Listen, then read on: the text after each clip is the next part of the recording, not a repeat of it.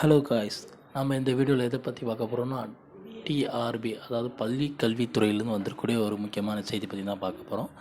அது என்னென்னு பார்த்தீங்கன்னா, வீடியோக்குள்ளே போகிறதுக்கு முன்னாடி நம்ம சேனல் நீங்கள் இப்போ தான் பார்க்க போகிறீங்க அப்படின்னா சேனலை சப்ஸ்கிரைப் பண்ணி வச்சுக்கோங்க. பக்கத்துலேயே ஆல்னு ஒரு பட்டன் இருக்கும், அதையும் கிளிக் பண்ணி வச்சுக்கோங்க.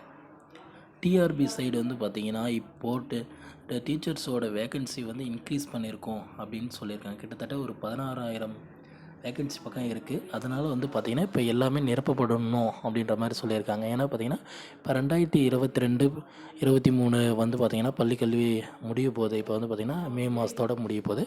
அந்த ஆசிரியர்கள்லாம் ரிட்டையர் ஆகுறாங்க. அதுக்கு புதிய இப்போ டீச்சர்ஸ் அப்ளை பண்ணணும்.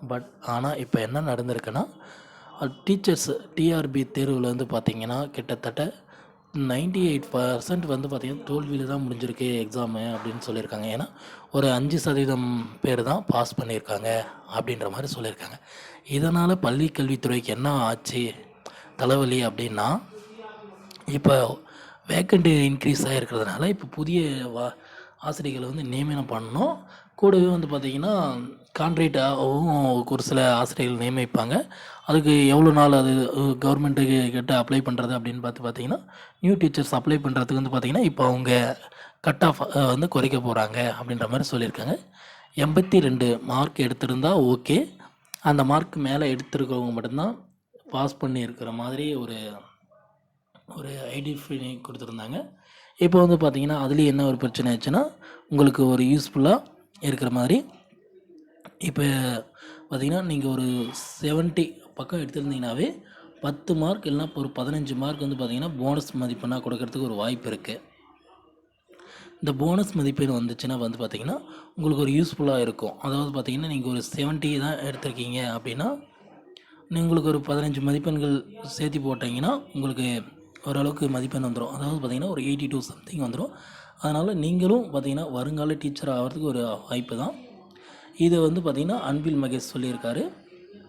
அன்பில் மகேஷ் பார்த்திங்கன்னா என்ன சொல்லியிருக்காருன்னா, சட்டசபையில் இப்போ பார்த்திங்கன்னா 17,000 பக்கம் பார்த்திங்கன்னா வேக்கன்சி இன்க்ரீஸ் பண்ணியிருக்கோம். அதை வெகு விரைவாக நாங்கள் செயல்படுத்துவோம், டீச்சர்ஸ் அட்மிஷன் பண்ணுவோம் அப்படின்னு சொல்லியிருக்காங்க.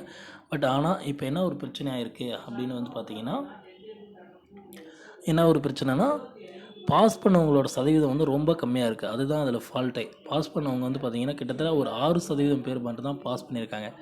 அதனால் கட் ஆஃப் மார்க்கை குறைச்சி உங்களுக்கு வேலைவாய்ப்பை பார்த்திங்கன்னா உருவாக்கியிருக்காங்க. நீங்கள் ஒரு 70 மார்க் சம்திங் எடுத்திருந்தீங்கன்னா உங்களுக்கு போனஸ் மதிப்பெண் கிடைக்கிறது ஒரு வாய்ப்பு இருக்குது. போனஸ் மதிப்பெண் கிடைச்சதுன்னா ஒரு 10 மார்க் கிடைச்சா கூட உங்களுக்கு 82 மார்க் வந்துடும். இந்த 82 மார்க் வச்சு பார்த்திங்கன்னா நீங்கள் ஈஸியாக டிஆர்பியில் பாஸ் பண்ணுறதுக்கான ஒரு வாய்ப்பு.